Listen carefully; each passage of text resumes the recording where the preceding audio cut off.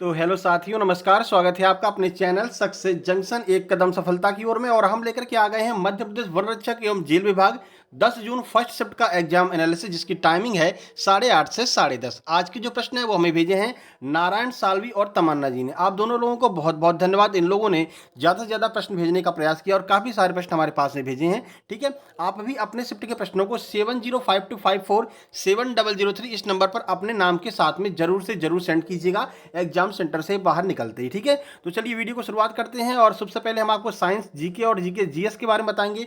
उसके बाद में हिंदी, फिर उसके बाद में इंग्लिश और उसके बाद में मैथ के बारे में बताने वाले हैं कि कौन कौन से टॉपिक, कौन कौन से प्रश्न आज पूछे गए। ठीक है, तो वीडियो को शुरू से लेकर के अंत तक जरूर देखिएगा। लास्ट में आपको हम टॉप 5 स्कोर भी बताने वाले हैं कि आज की शिफ्ट के टॉप 5 स्कोर क्या रहे हैं। साथ ही साथ में एक टेलीग्राम चैनल के बारे में बताने वाले हैं जिस पर आपको फ्री जो है आपका स्टडी मटेरियल प्रोवाइड कराया जाता है। ठीक है, तो अंत तक जरूर बने रहिएगा। चलिए वीडियो को लाइक कर दीजिए, चैनल को सब्सक्राइब कर लीजिए। आइए देखते हैं आज का पहला प्रश्न क्या है।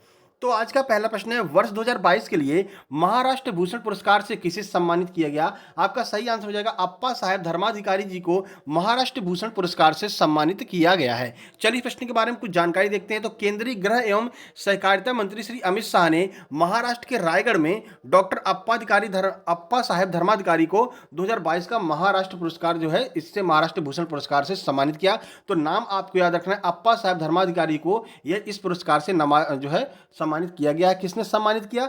तो अमित शाह जी ने इनको सम्मानित किया है। ठीक है, याद रखिएगा। आगे बढ़ते हैं, अगला प्रश्न देखते हैं। पीएम मित्रा का फुल फॉर्म आपसे पूछा गया था, तो चलिए देख लेते हैं पीएम मित्रा का फुल फॉर्म क्या होने वाला है। तो पीएम मित्रा का फुल फॉर्म हो जाएगा प्रधानमंत्री mega integrated textile region and apparel. ये आपका पीएम मित्रा का फुल फॉर्म हो जाएगा। ये फुल फॉर्म आपको याद रखना, क्योंकि यहां से आगे भी प्रश्न बनेंगे। आपसे बोला जाएगा कि बताइए पीएम मित्रा में टी का अर्थ क्या है, बताइए आर का अर्थ क्या है। तो ये सब आपको याद रहना चाहिए। ठीक है, चलिए कुछ जानकारी आपको देते हैं आखिर क्या है पीएम मित्रा। तो पीएम मित्रा पार्क का अर्थ हमने आपको बता दिया। पार्क की स्थापना से बेरोजगारों को 7 लाख प्रत्यक्ष रोजगार के साथ साथ 14 लाख अप्रत्यक्ष रोजगारों का लाभ मिलेगा, इसलिए यह पीएम मित्रा योजना शुरू की गई है। अब इसको आपको ये प्रश्न पूछा जाएगा कि बताइए पीएम मित्रा से किसको फायदा मिलेगा। तो बेरोजगारों को लाभ प्रदान करने के लिए पीएम मित्रा की योजना की शुरुआत की गई है। ठीक है, चलिए आगे बढ़ते हैं। पीएम मित्रा का फुल फॉर्म आपको जरूर याद रखना है। आगे बढ़ते हैं, अगला प्रश्न। संयुक्त राष्ट्र सुरक्षा परिषद में कितने स्थायी सदस्य होते हैं। तो इसका सही आंसर हो जाएगा 5। कुल मिलाकर के 5 स्थायी सदस्य होते हैं। चलिए देख लेते हैं प्रश्न के बारे में संपूर्ण जानकारी।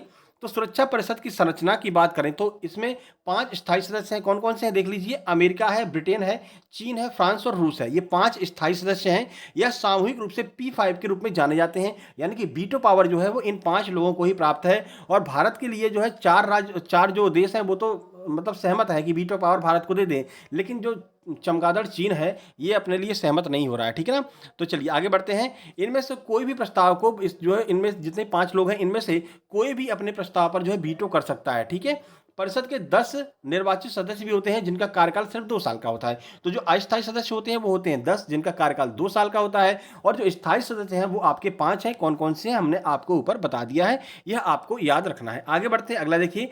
फर्नांडिस धीरन किस देश के प्रधानमंत्री राष्ट्रपति बने हैं। सही आंसर हो जाएगा जो अर्जेंटीना के नए राष्ट्रपति बने हैं अल्बर्टो फर्नांडिस। ठीक है, तो चलिए कुछ जानकारी आपको देते हैं, यानी कि अब ये विदेशों के राष्ट्रपति वगैरह और प्रधानमंत्री वगैरह भी पूछने लगे हैं।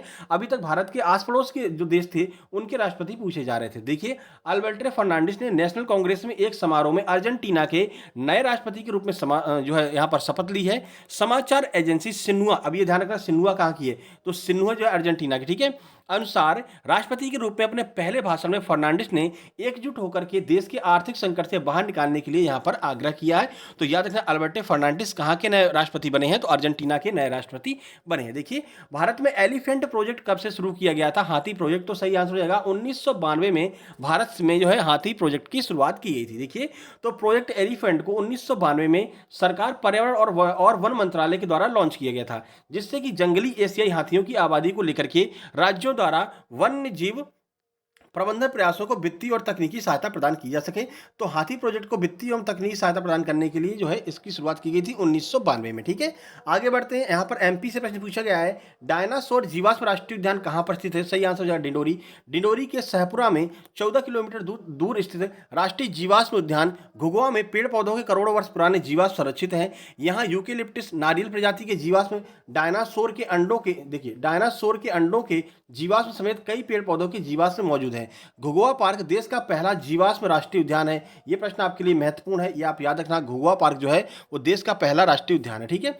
कब इसकी स्थापना की गई थी डायनासोर जीवाश्म राष्ट्रीय उद्यान की? ये आपको कमेंट बॉक्स में कमेंट करके बताना कि डायनासोर जीवाश्म राष्ट्रीय उद्यान की स्थापना कब की गई थी, ठीक है। और घुघुआ नेशनल पार्क आपसे आज एग्जाम में पूछा गया था, घुघुआ नेशनल पार्क कहाँ है? तो याद रखना डिंडोरी में यह स्थित है। डायनासोर के जो अवशेष है वो यहीं पर पाए जाते हैं।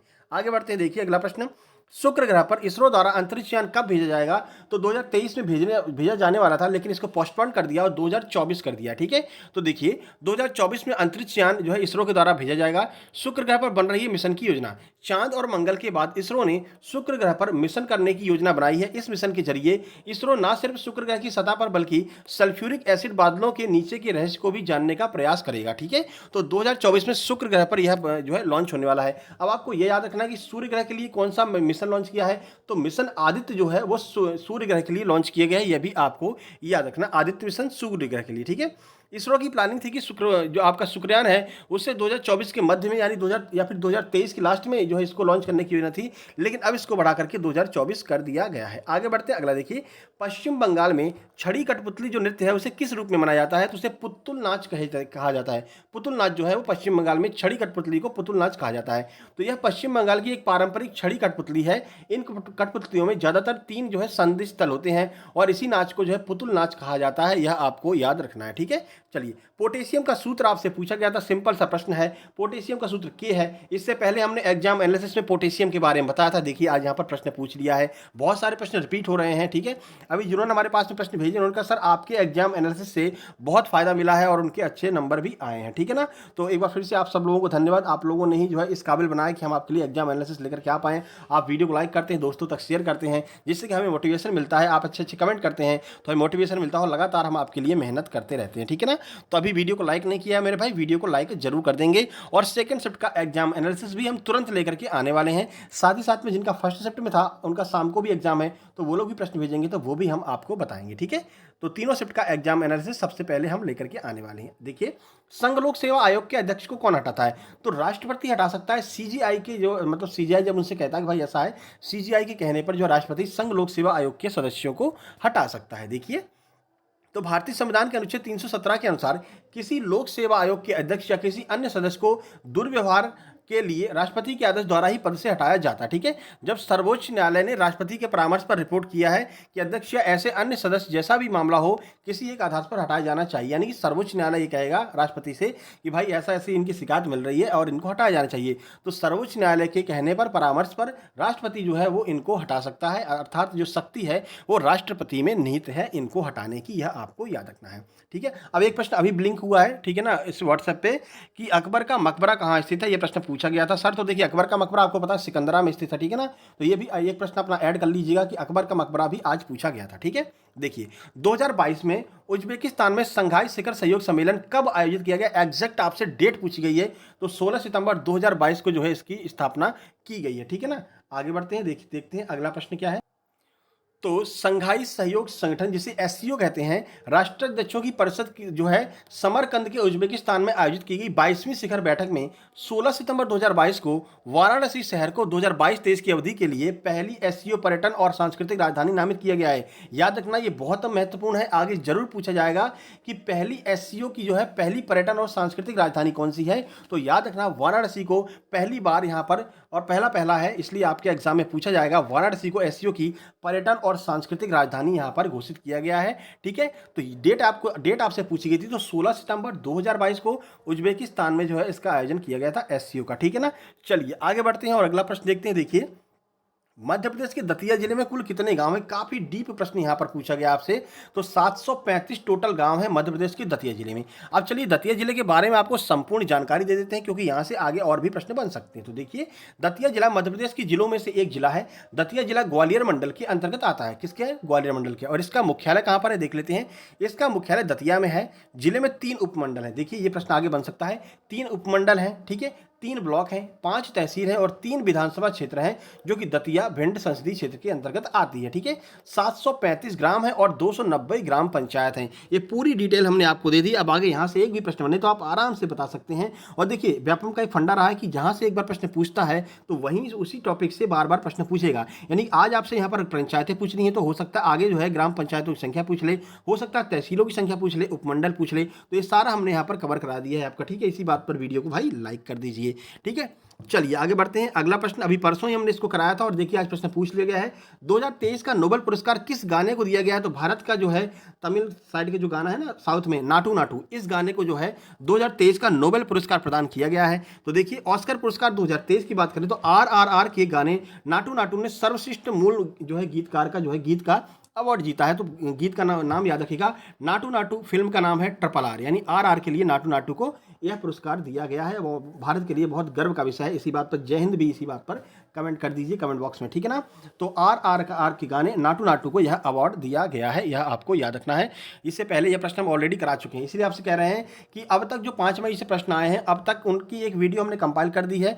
लगभग वहाँ से 79 प्रश्न अब तक जो है आपके पूछे जा चुके हैं, रिपीट हो चुके हैं। तो वो वीडियो आपको जरूर देख लेना है। जैसे ये वीडियो समाप्त होगी, इस वीडियो के अंत में यहीं पर आपको वो वीडियो देखने को मिल जाएगी। इस पर क्लिक करके आपको वो वीडियो भी देख लेना है, ठीक है। चलिए आगे बढ़ते हैं। देखिए, नगर परिषद का अध्यक्ष अपना इस्तीफा किसे सौंपता है? यह प्रश्न आपसे पूछा गया था। सही आंसर है कलेक्टर को जो है वो अपना इस्तीफा सौंपता है। चलिए देखते हैं, शुरुआत करते हैं। देखिए, तो भारत में नगर परिषद के उपाध्यक्ष, सबसे पहले उपाध्यक्ष की बात करें तो उपाध्यक्ष जो है वो अपना इस्तीफा नगर परिषद के अध्यक्ष को सौंपेंगे, यानी उपाध्यक्ष अपना इस्तीफा अध्यक्ष को सौंपते हैं और अध्यक्ष जो है वो अपना इस्तीफा कलेक्टर को सौंपता है। तो ये आपको याद रखना है, उपाध्यक्ष जो है अध्यक्ष को देंगे और अध्यक्ष जो है वो अपना इस्तीफा कलेक्टर को सौंपता है, ठीक है। आपने कभी कभी सुना भी होगा, उपाध्यक्ष ने परिषद के अध्यक्ष को संबोधित करते हुए अपना इस्तीफा दिया, या फिर अध्यक्ष ने कलेक्टर को संबोधित करते हुए अपना इस्तीफा दिया।